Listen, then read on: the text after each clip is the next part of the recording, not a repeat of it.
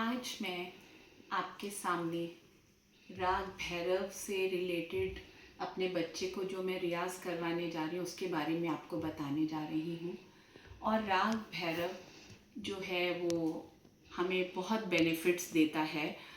पर मैं सबसे पहले ये बताना चाहती हूँ कि राग जो हैं, क्लासिकल राग जो हैं हमारी लाइफ में उनका बहुत बेनिफिट है। जैसे आजकल फिर से क्लासिकल की तरफ लोगों का रुझान हो गया है। जैसा कि हम सब जानते हैं कि छोटे छोटे बच्चे भी आजकल क्लासिकल सीखने के लिए अपने संगीत टीचर्स के पास जाते हैं।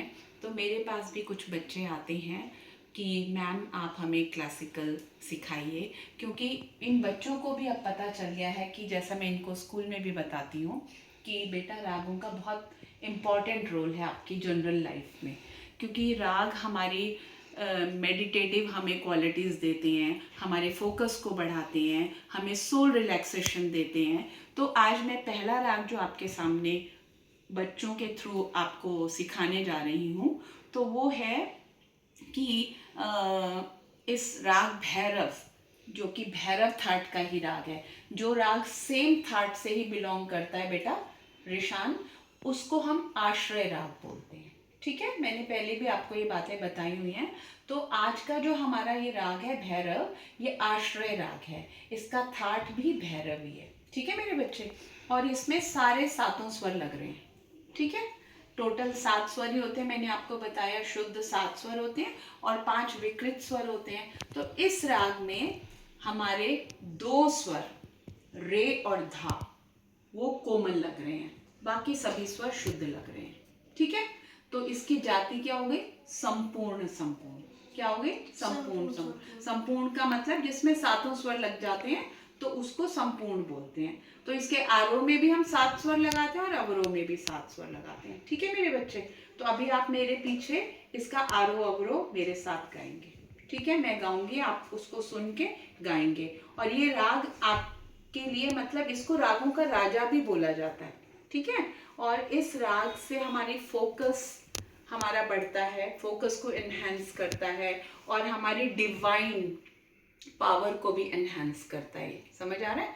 तो इस राग से हमारा को बहुत मेंटल पीस भी मिलता है। समझ में आ रहा है? सोलफुल राग है ये बहुत, और ये लॉर्ड शिवा को डिवोटेड है। समझ में आ रहा है? भैरव मेल राग कहा जाता है इसको। तो ये राग लॉर्ड शिव भगवान को, लॉर्ड शिवा को फोकस्ड है। ठीक है, उनको समर्पित है ये। तो अभी हम जो भी मेरे से कुछ त्रुटियां हो रही हैं, क्योंकि हम लाइव सेशन कर रहे हैं, तो हमारे लिए कुछ कुछ चीज़ें अगर बाई चांस कुछ ऐसा इधर उधर हो जाए तो कोई इश्यू नहीं है। ठीक है मेरा बेटा, तो आप मेरे को पीछे मेरे फॉलो करेंगे। सबसे पहले सा लगाएंगे, सा।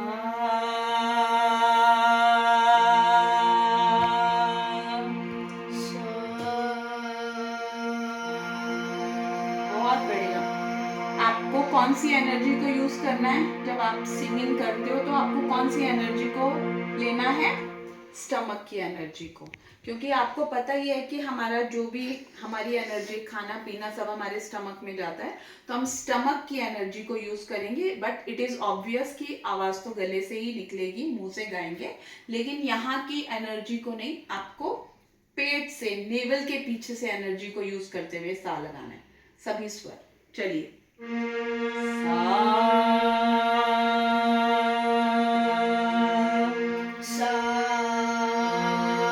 बैक स्ट्रेट करके बैठे।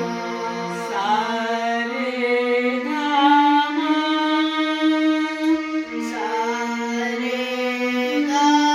मा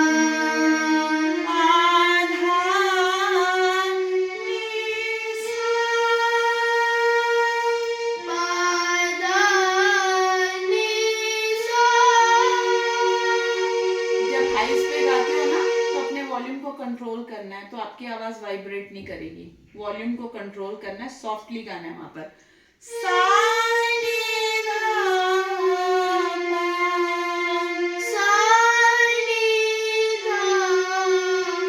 बहुत अच्छे। मा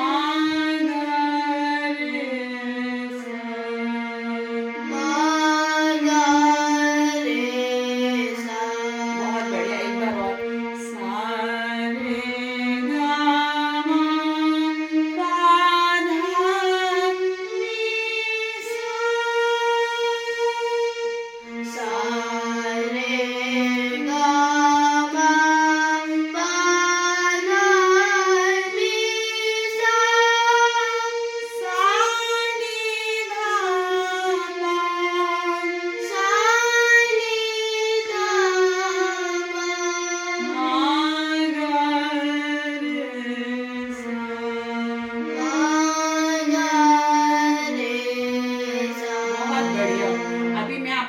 पकड़ भी बताती हूँ, उससे पहले मैं आपको ये बताना चाहती हूँ, क्योंकि हर रागों का समय होता है गाने का। तो ये राग सुबह के प्रथम प्रहर का राग है, ठीक है। प्रथम प्रहर मतलब कुछ लोग 4 से 7 बोलते हैं, कुछ लोग 5 बजे से प्रथम प्रहर बोलते हैं। तो बट ये प्रथम प्रहर का, सुबह के प्रथम प्रहर का राग है ये, ठीक है। और इसको गाने से बड़ा सुकून, बहुत आपको सोलफुल फीलिंग आती है, ठीक है।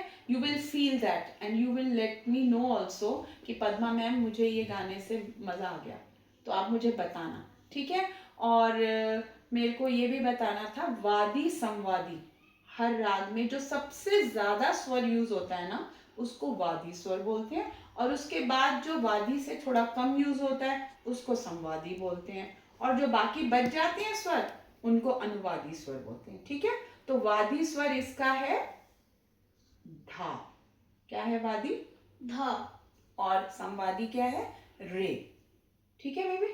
संवादी इसका है रे, तो धा रे। और मैं इसको याद करने का एक वैसे आपको एक तरीका और भी बताती हूँ। जैसे आप अगर इसको अपने कोरिलेट कर लोगे ना किसी भी वर्ड से, अब जैसे आप इसको धरा से भी रिलेट कर सकते हो, धारा से भी रिलेट कर सकते हो, तो वो माइंड में सेट रहेगा आपके, क्योंकि अभी हम बहुत राग सीखने जा रहे हैं तो हम कंफ्यूज भी हो सकते हैं। तो ऐसे आप छोटे छोटे वर्ड्स ना माइंड में सेट कर लो कि धरा, धरा मतलब धरती, तो धरा, तो धा इसका वादी हो गया, और रे क्या हो गया?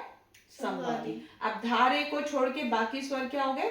अनुवादी। अनुवादी, एक्सीलेंट। तो सा रे गा मा पा धा नी सा, सारे स्वर लग रहे हैं इसमें, और रे और धा क्या है? कोमल स्वर है। अभी हमने जैसा गाया, अब हम इसकी पकड़ गाने आ रहे हैं। पकड़ क्या होती है ये आपको पता है, ये मैंने बहुत बार पहले भी।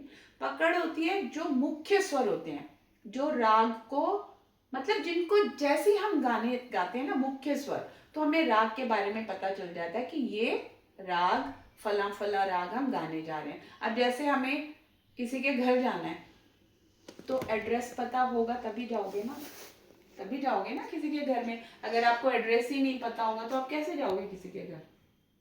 नहीं जा पाओगे।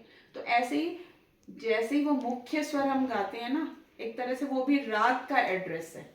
मुख्य स्वर जैसे ही आपने गाए, तो जिन लोगों को संगीत के बारे में पता होता है तो वो फटाफट समझ जाते हैं कि आज हम ये वाला राग गा रहे हैं। सुनते ही उनको पता चल जाता है, क्योंकि मुख्य स्वर उसी में हम जैसे ही करते हैं तो वो मुख्य स्वर राग के मुख्य स्वर बताते हैं कि ये राग हम गा रहे हैं, ठीक है। ओके, पकड़ बोलते हैं उसको। तो अब हम आगे का इस राग के बारे में आगे की जानकारी पार्ट 2 में देंगे। राग भैरव के पार्ट 2 में मैं आगे की जानकारी आपको दूंगी। तो आज हम यहीं समाप्त करते हैं। बहुत बहुत धन्यवाद, बहुत बहुत धन्यवाद। आप सबके सहयोग से मैं आगे भी आपको ऐसी ही अपनी वीडियोस शेयर करती रहूँगी। Thank you so much, thank you.